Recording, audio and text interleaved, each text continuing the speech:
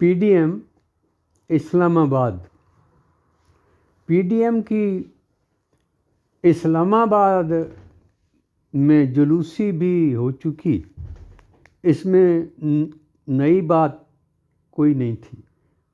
سب کے سب فوج عمران اور نیب پر غصہ نکال رہے تھے۔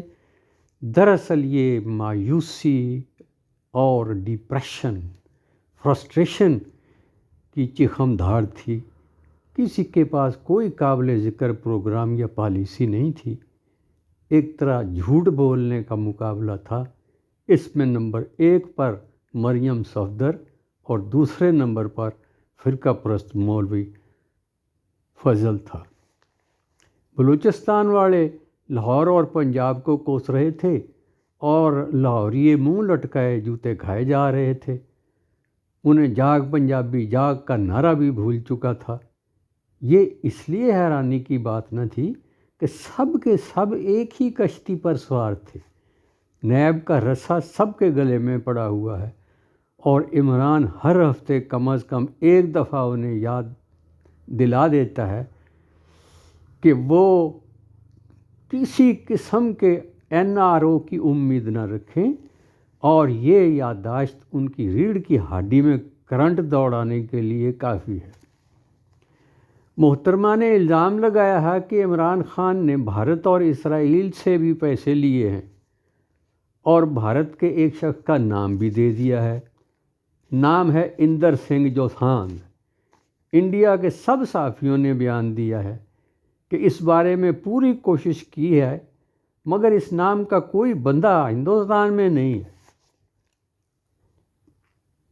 مریم اس طرح کے جھوٹ گھڑنے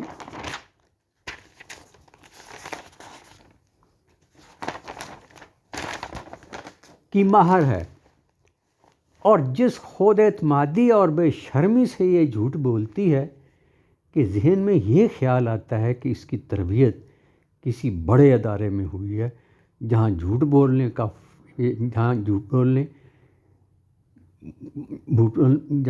بولنے کو ایک فن کے طور پر سکھایا جاتا ہے۔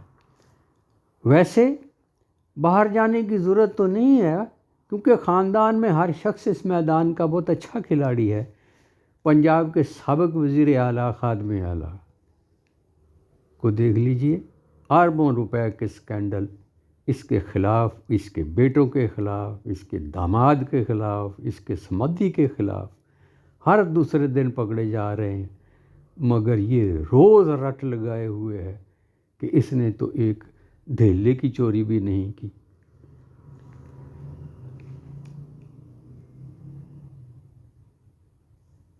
اس کا اور خاندان شریفیہ زرداریہ کا حال یہ ہے کہ فرانس میں پاکستان کا ایک شخص چوری کرتے ہوئے پکڑا گیا۔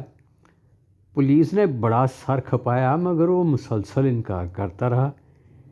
ایک فرانسیسی نے ایک اور پاکستانی قیدی سے کہا کہ اسے کچھ سمجھائے۔ قیدی اس چور سے ملا اور اس سے پوچھا کہ تم اپنا جرم قبول کیوں نہیں کر رہے؟ ہر طرح کی گواہی پولیس کے پاس ہے، تم مان جاؤ، ہو سکتا ہے تمہاری سزا میں کچھ کمی ہو جائے۔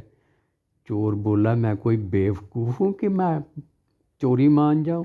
نہ انہوں نے مجھے گندی گالیاں دی ہیں، نہ چھترول کی ہے۔ یہ ہے حال ہمارے قومی چوروں اور ڈاکوؤں کا۔ چھترول کے راستے میں بہت سی قانونی شہادیاتی رکاوٹیں ہیں اور یہ ان سے واقف ہیں، بلکہ قانون میں سکم انہوں نے جان بوجھ کر رکھا ہے تاکہ مشکل وقت میں یہ پچھلے دروازے سے نکل جائیں۔ فی الحال نیب کی تلوار ان کے سر پر لٹک رہی ہے اور وہ اس خوف سے مرے جا رہے ہیں کہ خبر نہیں کب یہ تلوار ان کے گلے کے پار ہو جائے۔ کسی کو کچھ سمجھ نہیں آ رہی کہ وہ کرے تو کیا کرے۔ کبھی لڑ جھگڑ کر علیحدہ ہو جاتے ہیں اور کبھی اجتماعی خوف سے ایک دوسرے کے گلے لگ جاتے ہیں۔ کل مریم مولوی فضل کے کندھے پر سر رکھے وفا اور تعاون کا یقین دلا رہی تھی۔ دونوں خاندان مولوی صاحب کو دھوکہ دے چکے ہیں، یہ قابل اعتماد تو نہیں۔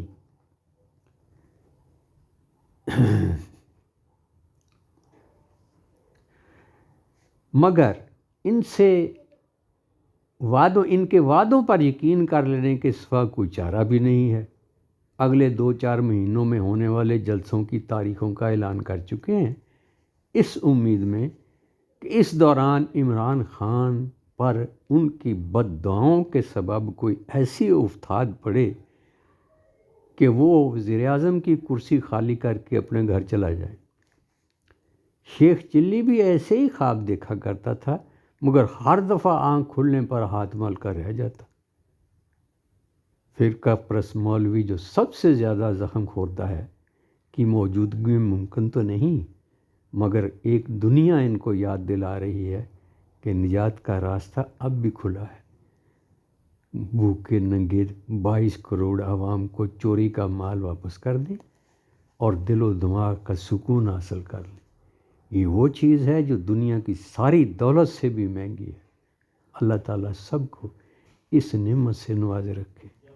پاکستان زندہ باد۔